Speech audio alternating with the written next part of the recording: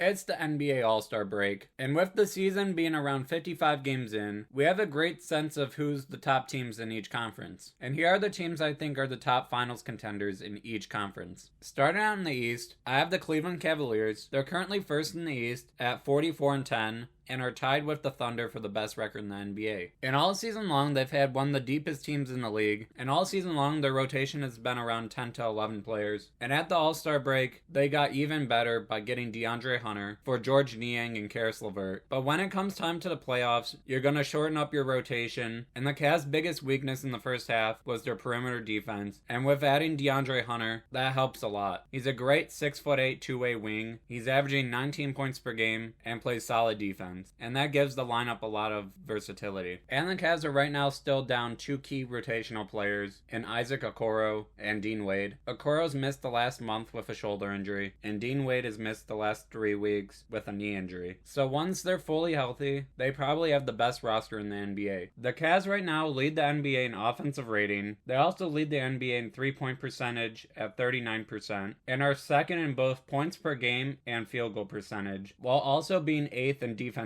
rating. Next, the Boston Celtics. They're second in the East at 39-16, and last year they won the finals, and they still pretty much have the same roster as last year, and have been playing almost just as well. But the biggest difference could be them having Porzingis for the playoffs this year. He has only played 29 games this season, but has been healthy lately, playing 13 out of 16 games in January, and has played 5 out of 6 games in February. But last season, he only played in 7 playoff games, and they won the finals. And if he's able to stay healthy, I think they have the best shot to make the finals in the East. And even if he's not healthy, they have a very good roster. Tatum's playing better than last year, averaging 27 points, over 8 rebounds, and 5.5 assists. And Jaylen Brown's still averaging around 23 points, 6 rebounds, 4 assists. And Peyton Pritchard has taken a big step from last year, averaging almost 14 points per game, which is a 4-point increase from last season. So they also have a very deep roster. Then for my last true contender in the East, I have the New York Knicks. They're currently third in the East at 36-18. And the trade before the season for Cat has really paid off. He's having an incredible season, averaging just under 25 points per game and 13 rebounds, while also shooting a career high 43.8% from 3. So Cat this season is having his highest field goal percentage since 2017, his highest 3-point percentage of his career, and the most rebounds per game in his career. And Jalen Brunson's still averaging 26 points and 7 assists. And overall, they have one of the best starting fives in the NBA, with Brunson, Towns, Mikal Bridges, OG Anunoby, and Josh Hart. And Miles Bridges has been pretty good off the bench this season, averaging a career high 9 points per game, and they've been one of the best offensive teams by far in the NBA, with the second highest offensive rating. Then I have a dark horse team in the East. I don't necessarily see them making the finals, but I could see them going on a conference championship run, and it's the Detroit Pistons. They're currently 6th in the East at 29-26, and entering the break, they've won 4 games in a row. Cade Cunningham's having by far his best career season, averaging 25 points, 6 rebounds, and 9 assists, and Amen Thompson is starting to break out. In 7 games in February, he's averaging 14.6 points, 6 rebounds, and 4 assists, while also having 2 steals per game. So he's a great defender, and his offense has been picking up. Then Malik Beasley's having a great season, averaging 16 points off the bench, and shooting just under 42% from 3. And at the All-Star break, they brought in Dennis Schroeder, and he's a solid veteran point guard, and he can bring in another around 10 points per game, while also giving some veteran leadership. But as a Cavs fan, I know JB Bickerstaff is a solid coach. He can turn a team from high lottery picks into a playoff team, but I don't know if he can lead a team to the finals, but I could see this Pistons team going on a big run. Then moving over to the West, the Oklahoma City Thunder. They're first in the West at 44-10 and are tied with the Cavs for the best record in the NBA. They're first in defensive rating and are 6th in offensive rating, which is the best in the NBA at both, and the next highest would be the Cavs at 1st in offensive rating and 8th in defensive rating. And usually championship level teams are both top 10 in each. They're also starting to get healthy, with Chet Holmgren coming back, and he's played 3 games in the month of February, and he's been great defensively, and he's still working his way back on the offensive side. And Shea is right now the front runner for MVP. He's averaging 32.5 points, 5 rebounds, and 6 assists, while also averaging 2 steals and a block per game. And they have a very deep roster as well, with Shea, Jalen Williams, Chet, Hartenstein, Aaron Wiggins, and he's been playing very good lately. In February, he's averaging 20 points per game. And they still have Dort, Isaiah Joe, Cason Wallace, and Alex Caruso. Then I have the Memphis Grizzlies. They're second in the West at 36-18. They're first in the NBA in points per game at 123. They're also second in the NBA in rebounds per game and tied for third in blocks per game. They're also ranked 7th in defensive rating, so they've been a very good defensive team. Jaren Jackson Jr. is having a great season, averaging 23 points and 6 rebounds, with a block and a half and just under a steal and a half. Ja has played a lot more than last season, but he's still missed 22 games this year. But when he is playing, he's averaging 20 points and 7 assists and 1.3 steals. Then Desmond Bane is averaging 18, 5, and 5. Santi Aldama is averaging 12 points and 6 rebounds. And their rookie second round pick,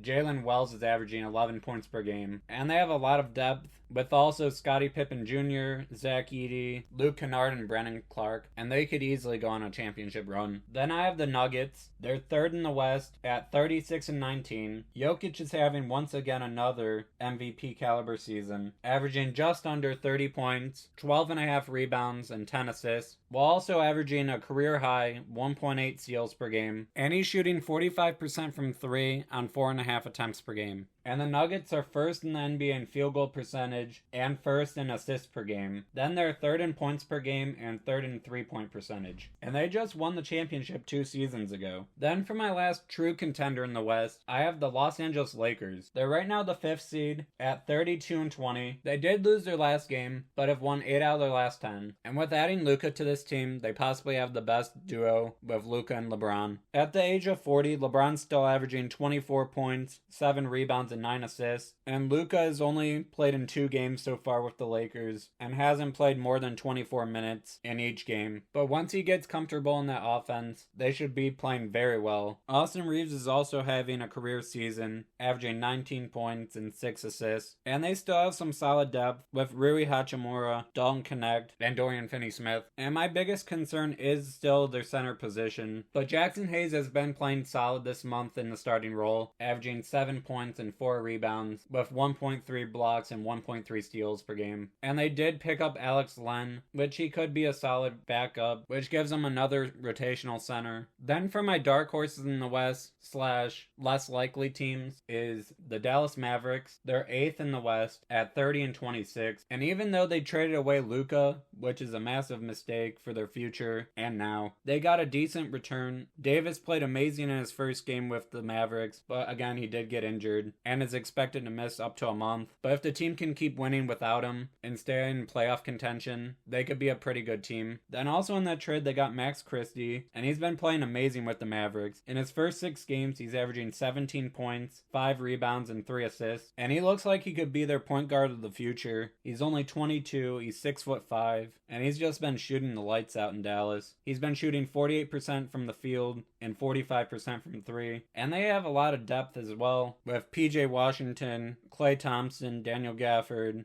Dante Exum, Najee Marshall, Spencer Dinwiddie, Derek Lively, and Jaden Hardy. They've also been pretty good on defense this season and are tied 3rd in blocks per game. And if AD could get healthy, they could be a big threat in the West. Then finally, I have the Warriors. They're currently 10th in the West at 28-27, but at the trade deadline, they did get Jimmy Butler, and with Butler in their lineup, they are 3-1. And he's averaging 21 points, 7 rebounds, and 5 assists. And he's also been opening up the lineup more for Curry, since the defense doesn't primarily have to just focus on Curry. And in the month of February, he's averaging 31 points and 5 assists. And the Warriors have also been getting solid playing time from their rookie center, Quentin Post. And for the last 2 months, he's been averaging 8 points and 4 rebounds, while also shooting 40% from 3. And even though it's been a very small sample size, with Curry and Butler playing together, the team has looked a lot better, and we all know when the Warriors get hot, they can always go on a championship run. Thank you so much for watching. If you enjoyed this video, please leave a like and subscribe.